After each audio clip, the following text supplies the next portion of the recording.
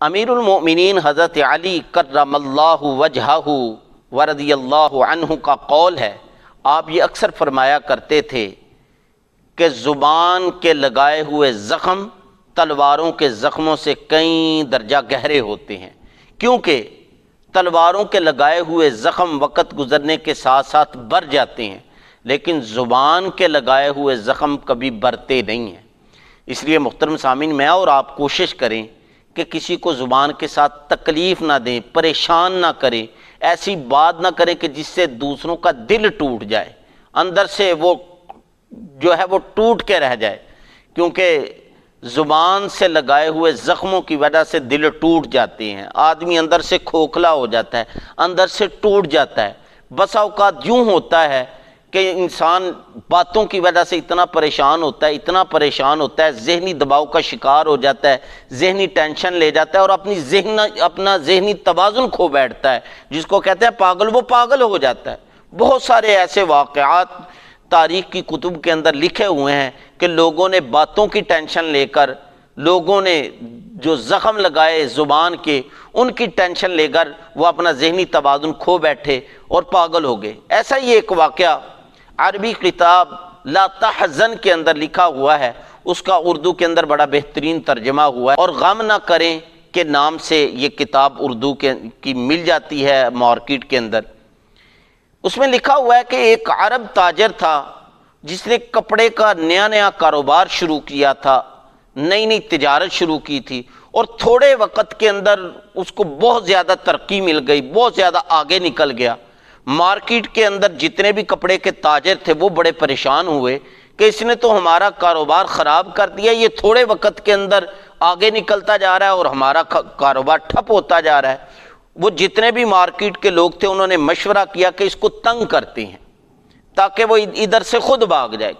یہ اکثر جو شرارتی قسم کے لوگ ہوتے ہیں نا، جب کسی کو اپنے سے دور کرنا ہوتا ہے یا کسی کو کہیں سے نکالنا ہوتا ہے تو اس کو تکلیف دینا شروع کر دیتے ہیں، پریشان کرنا شروع کر دیتے تاکہ خود بخود نکل جائے، ہمیں نکالنے کی ضرورت ہی نہ پڑے۔ تو انہوں نے یہ شرارتی تھے، انہوں نے بھی کہا کہ اس کو تنگ کرنا شروع کر دیتے ہیں۔ تو باتوں میں اس کو تنگ کرتے، لیکن وہ بھی کاروباری آدمی تھا۔ کاروباری آدمی ذہنی طور پر بڑا مضبوط ہوتا ہے، وہ ادھر سے سنتا ادھر سے نکال دیتا۔ آخر کرتے ایک دن ایسا ہوا کہ وہ گھر سے سفید کپڑے اور سفید عمامہ پگڑی باندھ کے آ رہا تھا۔ انہوں نے سوچا کہ آج اس کو تنگ کرتے ہیں۔ وہ شرارت کے طور پر ایک کو پہلے کھڑا کر دیا، پھر دوسرے کو، پھر تیسرے کو، پھر چوتھے کو۔ پہلے جو آدمی کھڑا تھا شرارت کرنے کے لیے، اس نے دیکھا اور کہا ماشاءاللہ کتنے خوبصورت لگ رہے ہو، سفید کپڑے آپ نے پہنے ہوئے ہیں، کاش کہ آپ کالے امامے کی بجائے سفید امامہ باندھ دیتے تو اور زیادہ خوبصورت لگنا تھا۔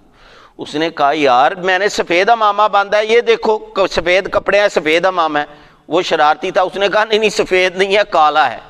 وہ تو مذاق اڑا رہا تھا۔ اس نے اس کی بات سنی انسنی کر دی اور آگے آ گیا۔ دوسرا شرارتی آدمی کھڑا تھا، اس نے کہا ماشاءاللہ آج کتنے خوبصورت لگ رہے ہو،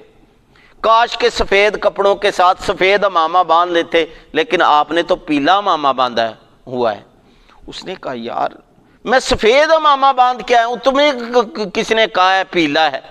ایسے ہی مار رہے ہو۔ اب وہ اس کی بھی بات سنی انسنی کر دی، آگے نکل پڑا۔ وہ تیسرا شرارتی کھڑا تھا، اس نے کہا ماشاءاللہ کتنے خوبصورت لگ رہے ہیں، کتنے خوبصورت لگ رہے ہیں، کتنے آپ نے سفید کپڑوں کے اندر بڑے خوبصورت لگ رہے ہیں، کاش کے سفید کپڑوں کے ساتھ ساتھ آپ سفید امامہ باندھتے، لیکن آپ نے پیلا امامہ باندھا ہوا ہے۔ وہ بڑا پریشان ہوا، اس نے اپنے امامے کو آنکھیں پھاڑ کر شملہ نکالا اور ایسے کر کے دیکھنے لگا، یار اس نے کالا کہا تھا، آگے والے نے جو ہے وہ اور رنگ کا کہہ دیا، اس نے جو ہے وہ پیلا کہہ دیا۔ وہ بڑا پریشان ہوا کہ نہیں میں تو گھر سے سفید باندھ کے آیا ہوں۔ اب چوتھا آدمی آگے کھڑا تھا، اس نے کہا ماشاءاللہ کتنے خوبصورت لگ رہے ہو سفید کپڑوں کے اندر، کاش سفید کپڑوں کے ساتھ آپ سفید امامہ باندھ دیتے، لیکن آپ نے تو سبز امامہ باندھا ہوا ہے، یا نیلا کہہ لیں، یہ باندھا ہوا ہے۔ وہ آدمی بڑا پریشان ہوا، اس نے اپنے امامے کو دیکھتا جا رہا ہے، اتارا ایسے اور غصے کے ساتھ، اور کہا نہیں میں تو سفید مان کے آیا تھا۔ اب وہ اتنی ٹینشن لی کہ زبان پر اپنے امامے کو اتار کے کہتا نہیں یہ سفید ہے، نہیں یہ کالا ہے، نہیں یہ پیلا ہے، نہیں یہ نیلا ہے، اور نہیں یہ سبز ہے۔ یہ کرتے کرتے کتاب کے اندر لکھا ہے وہ پاگل ہو گیا لوگوں کی باتوں کی وجہ سے، مرتے دم تک صرف یہی اس کی زبان پر لفظ تھے کہ نہیں میری پگڑی میرا امامہ سفید ہے، نہیں کالا ہے، نہیں پیلا ہے، نہیں کالا ہے۔ تو یہ محترم سامعین اس طرح ہوتا ہے، بسا اوقات جب کسی کو باتیں کی جائیں تو وہ ذہنی توازن کھو بیٹھتا ہے، پاگل ہو جاتا ہے، پریشان ہو جاتا ہے۔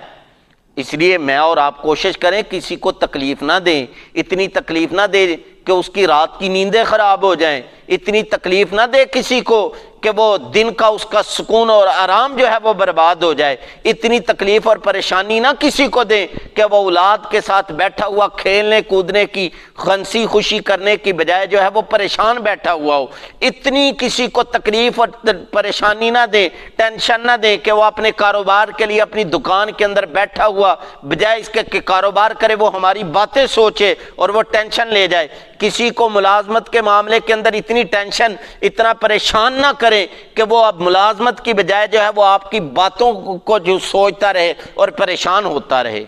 اور خاص طور پہ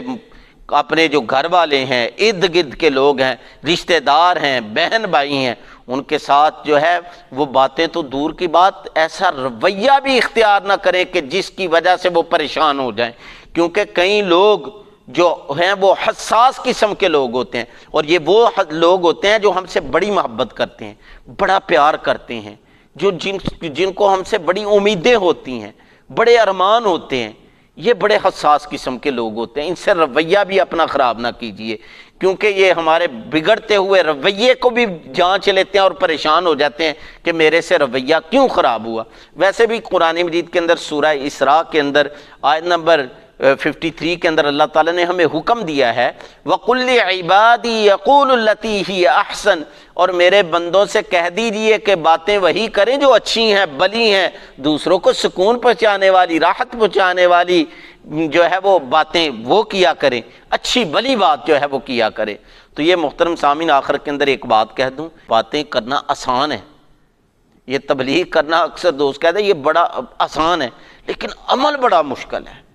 اللہ تعالیٰ مجھے اور آپ کو عمل کرنے کی توفیق عطا فرمائے۔ یہ باتیں سننا اور باتیں سنانا، تبلیغ کرنا بڑا آسان ہے، لیکن اصل ہے عمل۔ اللہ تعالیٰ مجھے بھی عمل کی توفیق عطا فرمائے، آپ کو بھی عمل کی توفیق عطا فرمائے،